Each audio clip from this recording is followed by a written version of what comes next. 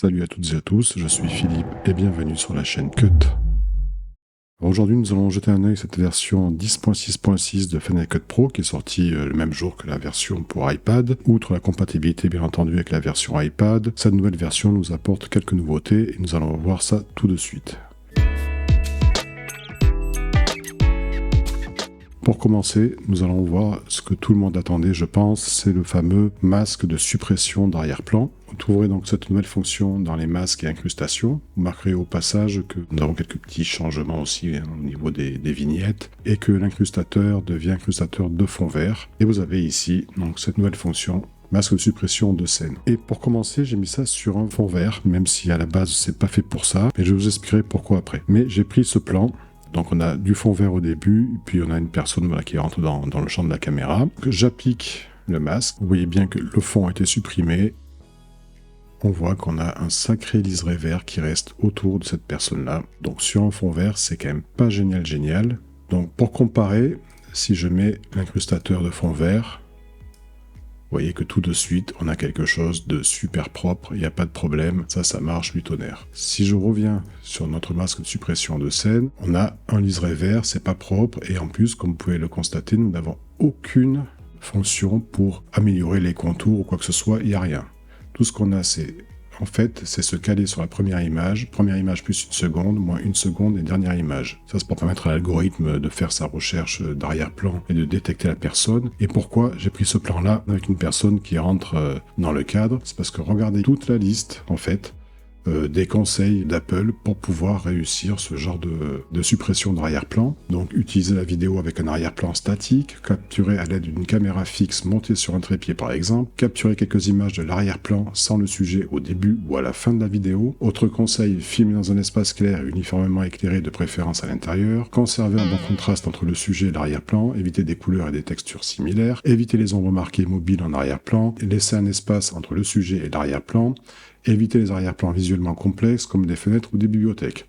Donc voilà, il faut vraiment bien préparer son tournage pour pouvoir utiliser cette fonction. Donc voilà pourquoi j'ai choisi aussi un fond comme ça vert, déjà pour voir ce que ça donnait avec quelque chose qui est censé être super clean. Déjà on voit que ça marche pas comparé à l'incrustateur ici, que si je l'active, vous voyez que là on a quelque chose qui est propre, il n'y a pas de problème. Là, ça marche pas, et pourtant, vous voyez que voilà, cette partie-là du plan où il y a donc l'arrière-plan sans le sujet, donc il rentre, donc ça devrait logiquement bien fonctionner en suivant les critères, même si c'est pas fait pour le fond vert. Là, on a quand même un fond uni, et rappelez-vous, dans la démo pour l'iPad, on voyait une personne filmée sur un fond uni qui est blanc. Voilà, donc c'est pas convaincant du tout. Sachant qu'en plus nous n'avons aucune option pour régler quelques paramètres, comme on peut avoir ici pour améliorer le cache, il n'y a rien. Donc maintenant passons à cet exemple-ci. Donc là j'ai une rue, et j'ai une jeune femme qui rentre dans le champ de la caméra, voilà, qui boit avec sa bouteille, voilà. Donc on va essayer avec celui-ci.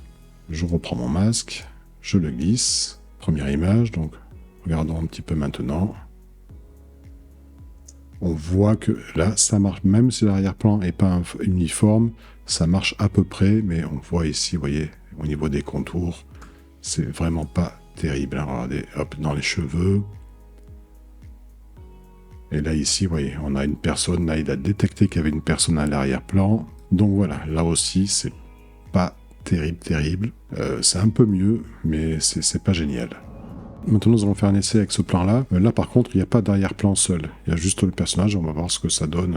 Donc, je mets. Et voilà ce que ça donne si on n'a pas d'arrière-plan propre, sans personnage. Vous voyez qu'il y a des moments où on dirait que ça marche à peu près, mais pourtant, le fond, il n'est pas foufou. Hein. Regardez, hein, c'est quand même assez uniforme. À part la fissure ici, mais vu qu'il n'y a pas d'arrière-plan seul en début ou en fin dans ce plan, vous voyez que l'algorithme il n'arrive pas à faire une analyse, à détecter, donc ça marche pas. Il faut vraiment respecter toutes ces consignes-là si vous voulez que l'effet fonctionne correctement. Et pourtant, moi je trouve que même sur un fond vert comme ça, ce qui aurait dû logiquement fonctionner, peu importe que le fond soit vert, blanc, logiquement il aurait dû faire quelque chose de propre. Vous voyez que c'est pas propre du tout. Si on compare l'incrustateur de fond vert, je crois qu'il n'y a pas photo, c'est vite vu. Donc voilà, donc pour moi, pour cette fonction-là, c'est un très gros bémol. Professionnellement, c'est pas du tout utilisable. On passe à la suite. Alors ensuite, nous avons une nouvelle collection de fonds dynamiques qui peuvent toujours servir pour des habillages graphiques, par exemple. Nous avons aussi des nouveaux titres. Alors ils sont, voilà, titres dynamiques. Alors, toute une collection de nouveaux titres, et il y en a quand même pas mal. On a quelques tiers inférieurs. Je vous laisserai les explorer, je ne vais pas trop m'attarder là-dessus. Nous avons toute une série de nouveaux effets. Ils sont ici avec une méga traduction pré-réglage, des réglages colorimétriques. Donc voilà, là on a une vingtaine d'effets.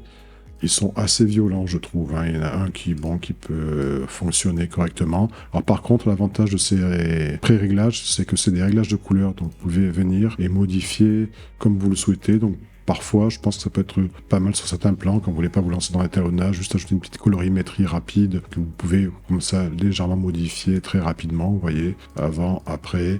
Bon voilà. Mais dans l'ensemble, je les trouve un peu violent, quoi. Bon, voilà, c'est quelque chose il y a peu de chances que j'utilise ça. Mais ils y sont, une fois de plus, voilà, c'est rajouté. Pourquoi pas, des fois, ça peut être utile. Alors, nouvel outil, c'est l'ajustement des couleurs, qui se calera en fonction de votre projet, soit en SDR, soit en HDR, et qui vous permettra de retoucher l'exposition, contraste, luminosité, saturation, etc., à l'aide de curseurs. C'est peut-être pas forcément pratique ou intuitif, mais bon, voilà, une petite nouveauté supplémentaire dans cette version 10.6.6. Concernant l'audio, nous avons 3 nouveaux effets. Nous avons le chroma verb, ici pour faire des réverbérations, donc qui est très sympa, qui est avec beaucoup d'effets, qui est issu de Logic, avec une interface très sympathique. Nous avons ensuite dans le EQ l'égaliseur, nous avons Vintage Tube EQ, voilà, avec une interface un peu vintage, avec là aussi tout un tas de réglages, de pré-réglages, donc vraiment bien. Et nous avons ensuite dans voix le déhisseur deuxième version. Maintenant pour les transitions, nous avons là aussi des transitions dynamiques, donc nous en avons quelques-unes ici. Honnêtement, rien de foufou, elles sont même un petit peu vieillottes, je trouve, à mon goût. Il n'y a que celle-ci qui est sympa. Voilà, celle-là, je la trouve relativement sympa, très dynamique. Maintenant, nous allons passer à la nouveauté qui est pour moi la plus intéressante de cette mise à jour. C'est la possibilité de pouvoir mixer des vidéos HDR et SDR sans devoir utiliser les outils HDR qui rendent cette opération un peu pénible. Le processus est aujourd'hui automatisé. Regardez les propriétés de ce projet-là. Vous voyez que je suis dans un espace colorimétrique standard avec 709. Et si je mets ce plan-là qui est en HDR PQ, et regardez ici maintenant l'inspecteur, regardez la conversion automatique HDR PQ à SDR. C'est-à-dire qu'il a converti automatiquement le HDR dans un espace colorimétrique standard. Si je désactive l'adaptation de la couleur, regardez ce que ça donnerait en temps normal. Avec l'adaptation de la couleur, c'est automatique. Vous pouvez vous mettre également en manuel. Si éventuellement il aurait mal interprété, mais il n'y a pas de souci, détecte, ça j'ai testé, ça détecte automatiquement et ça marche dans les deux sens. Donc maintenant, si je prends ce projet-là, qui est un projet HDR, et que je prends justement, et je vais prendre ce plan-là, vous voyez ici, là, il y a aussi l'adaptation automatique, je le mets dans le plan HDR, et regardez, ici, SDR à HDR PQ, il a converti automatiquement. Donc si je désactive, voilà ce que ça aurait donné logiquement. Activer, voilà. Vous pouvez mettre sur manuel aussi si vous voulez ajuster un petit peu la luminosité maximale, mais voilà, on peut laisser par défaut. Voilà, je réinitialise les paramètres par défaut. Après, vous pourrez faire votre étalonnage, il n'y a aucun souci. Mais voilà, on peut mixer maintenant du HDR, du SDR dans des projets qui ont un espace colorimétrique, soit de l'un, soit de l'autre, et ça, c'est vraiment très bien. Alors, petit truc aussi, c'est que pour activer automatiquement, vous allez dans Réglages, et ici, voilà, dans Général, vous cochez bien adaptation de la couleur automatique. Ce qui fait que lorsque vous allez importer des plans dans Final Cut, vous voyez qu'ici dans l'inspecteur, ils ont tous, vous voyez, automatiquement, c'est coché adaptation de la couleur. C'est la petite fonction supplémentaire voilà, qui a été ajoutée. Autre nouveauté, l'ajout de réglages ProRes RAW directement dans Final Cut. Si votre caméra permet de filmer en Apple ProRes RAW, vous pourrez maintenant modifier directement les réglages depuis Final Cut, que ce soit les ISO, l'exposition ou la température de couleur. Et vous pourrez aller télécharger directement sur le site du fabricant les modules adéquats, que ce soit chez Sony ou Canon ou autre, et vous aurez des réglages vraiment optimisés par rapport à votre caméra. Donc ça, c'est vraiment un ajout très bienvenu dans Final Cut.